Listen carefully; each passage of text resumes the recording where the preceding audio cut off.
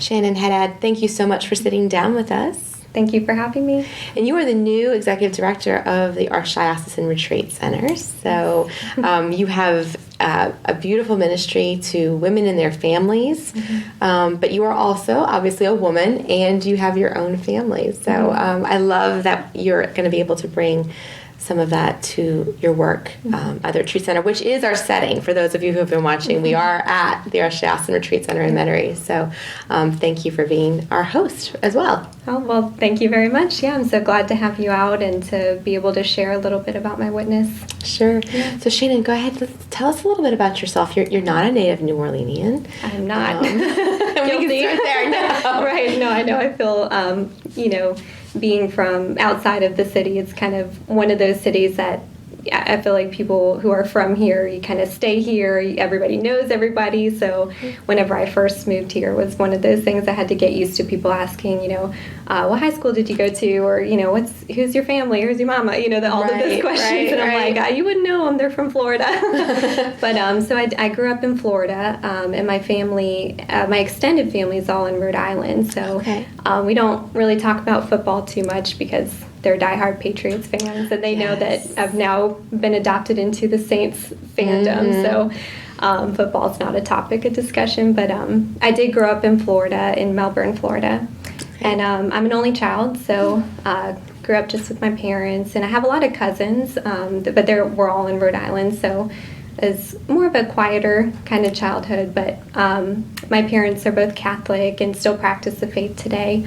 And I feel very blessed that they had instilled that in me at a young age, and the ability to go to Catholic school ever since I was in kindergarten all the way through high school. And I think I kind of took that for granted, especially when I was younger. I just didn't really appreciate that aspect very much.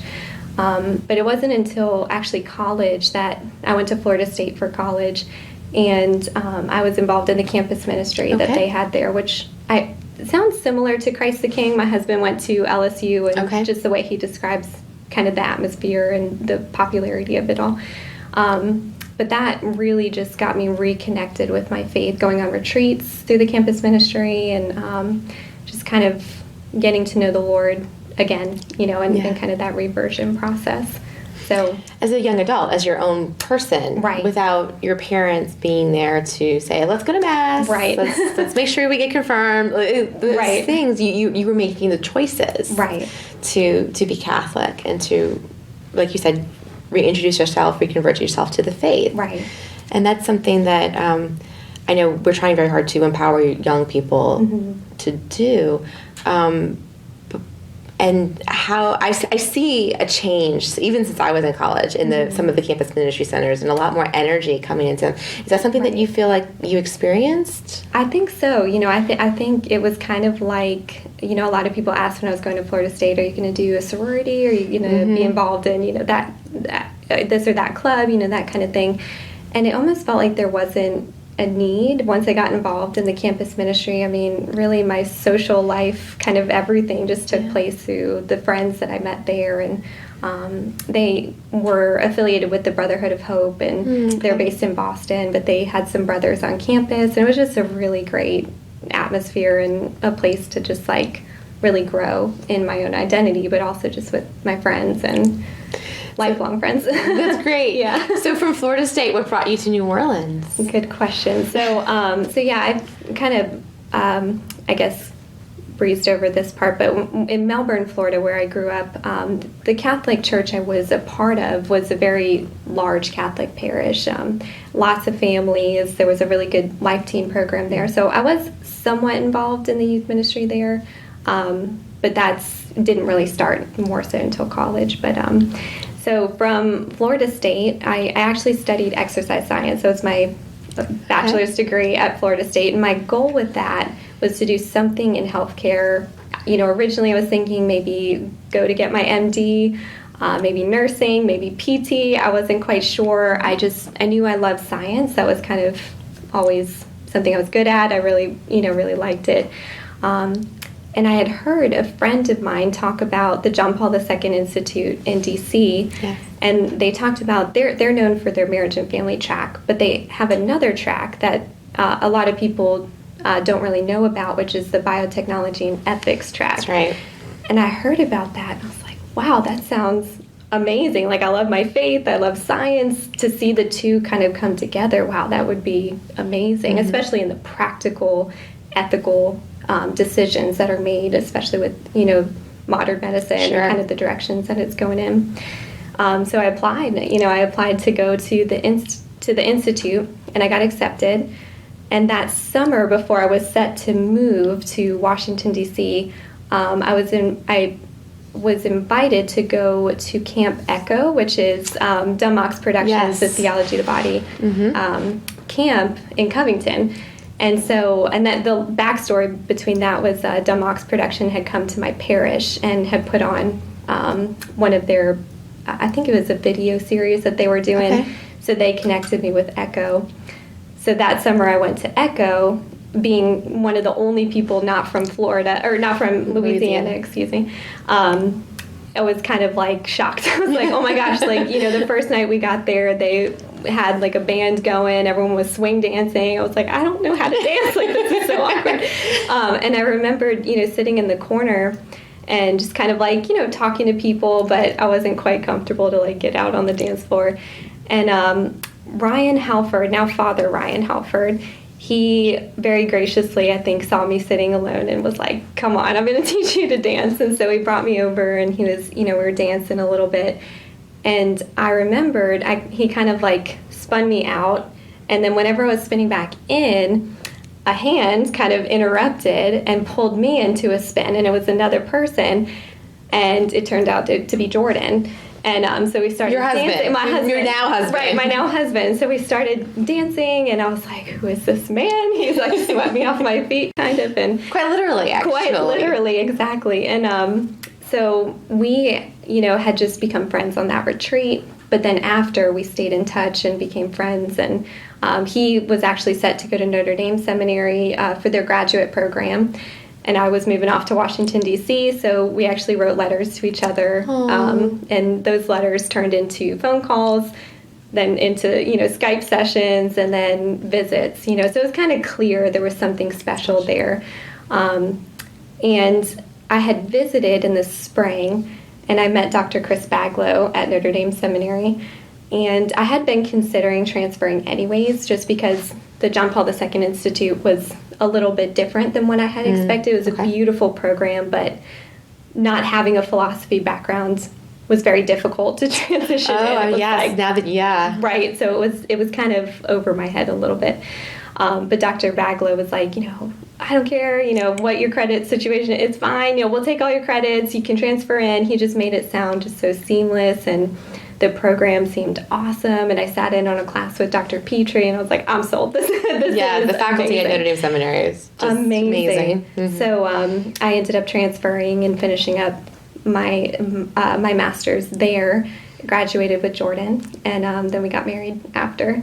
So that's what brought me to Louisiana. That is beautiful. And so many people don't even realize that Notre Dame Seminary has the lay programs that it has. And, here you are, you're from Florida, you're in D.C., and you've transferred and come to live in New Orleans, and there was another draw. Yeah, true, yeah. But you transferred to come to school, right? To transfer to come to school here at Notre Dame Seminary. That's amazing. And it was so worth it. In fact, my only regret is that I didn't spend more time there. It was just, such an incredible program, and to be able to study with Jordan was really awesome too. The friends that we met through there, and we're now priests, a lot of them are working in, ministries and parishes, schools. It was incredible. So, yeah. And I've asked some of the guys, some of the seminarians, and some of who are now priests, I'm like, what is it, when you go, or you have this image in your head of what seminary life is like in the community, but because at Notre Dame we do have the lay programs, there is some interaction. I've asked them what it's like to kind of go to class with girls while they're, not to be silly, but what's it like to go to class with girls while you're studying to be a priest? And I've found their answers so interesting. They say, it's so helpful to them because they're able to see things from a different perspective, from that feminine perspective. And there's so many gifts in both the masculine and the feminine, and to be able to have that perspective, they feel does, many of them, I can't speak for all of them, but several of the ones I've talked to, feel that having that feminine perspective on things has helped them to be a better priest and helped them to understand family life. And so for you now as a wife and a mother, do you feel informed by their vocations as well and their witness? I would say definitely. I mean, the ability to know just so many young men in the formation process, I mean, to me that's such a precious time, very, very sacred time, and to be very respectful of that. But then also as we got to know each other, it was very edifying, to see their growth in holiness, their path in holiness. And in fact, many of them were able to serve as priests for our wedding, which it was just very, very special to have that, and to kind of see these kind of parallel vocations, blossoming. But definitely, and the church needs both vocations, right? Absolutely. So it was amazing. So you left again after you were married, right? But you came back, right? And you're both you and Jordan are both working professionally, right, in ministry. So your family is quite involved in the church. Professionally, but what does that mean for you both to be able to not just practice your faith and live your faith, but work? I mean, really put it to work. I mean, for the people of God. What does that mean? Right. So I think first and foremost, I see it as a great privilege, because it's something that I know not everybody gets that direct opportunity to really evangelize and catechize, and just have that freedom to really speak about the faith. In for the most part, a generally receptive environment.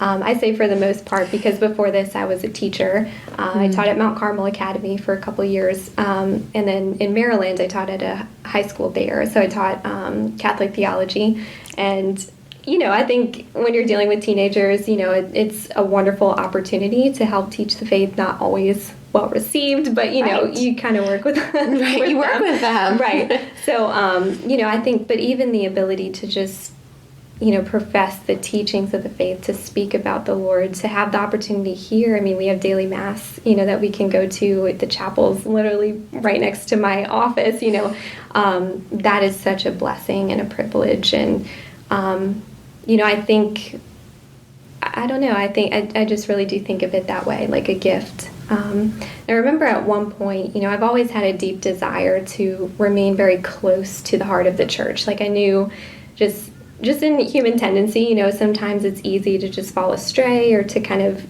get swept up in different types of teachings or whatever, and to get lazy, just in your practice. Yeah, and so I always just wanted to be very, very close to the Lord and just remain faithful. And I feel like Jordan has played a huge role in that, especially as he's gotten his doctorate and just grown in his knowledge of the faith. I mean, I turn to him for so many questions that I have. Yeah. But to literally feel just that connected security, where it's, I don't know, yeah, those words come to mind, just a gift and security to have that. And you get the privilege of seeing thousands of women come through the doors. I know that you've just begun, right? But for different programming for the retreat center, and we've had a beautiful history here at the retreat center, and traditions that we want to feel like we honor. But what do you? And then again, I know you're very new in here, and what do you hope to be able to see or accomplish? What are some of your goals for your role here? Right. So I think, first and foremost, to honor that history that you mentioned. I think the traditions that have been here are so deep-rooted, and it's really amazing to see. Unfortunately, in my short time, just haven't had a lot of activity to kind of witness and be a part of, but even in my short time, the women that I've met and just ask, how long have you been involved at the Cenacle, or the retreat center? And I mean, they call it the Cenacle. They will always call it the Cenacle. But to hear, that they've been here since it opened as a retreat center, and that they were very close with the Cenacle sisters, and you can almost feel that history as you kind of walk through the halls, and you get a sense of what it was like, when you see pictures. In fact, the other day I was looking at some pictures that our maintenance operator has, and they had some of the sisters that used to do like a fado dough and the grass out there, and just to see some of, how it's grown since then, and the dedication of the women that still come on retreat here.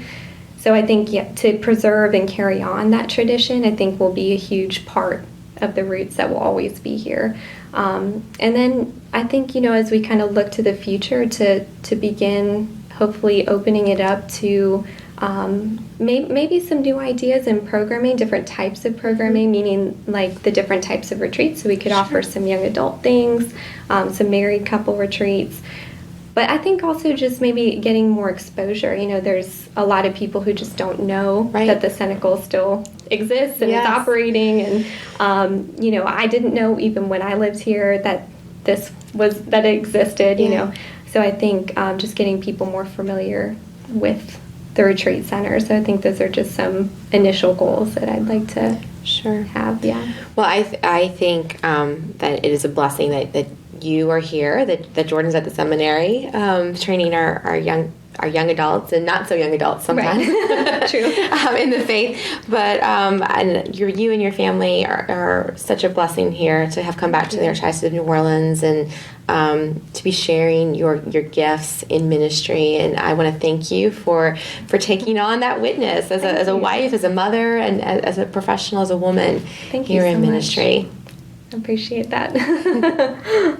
Thank you. So I think I'm very excited to see what the Lord has in store, and just every day just leaning on Him, like, God, what is your plan? What is your plan? And just kind of listening slowly. And we have a fantastic staff here that all very dedicated, and I feel, like we're all coming together, and it's just going to be really, really great. Awesome. Well, I can't wait to see what God has in store for you and for the Retreat Center. Thank you so much.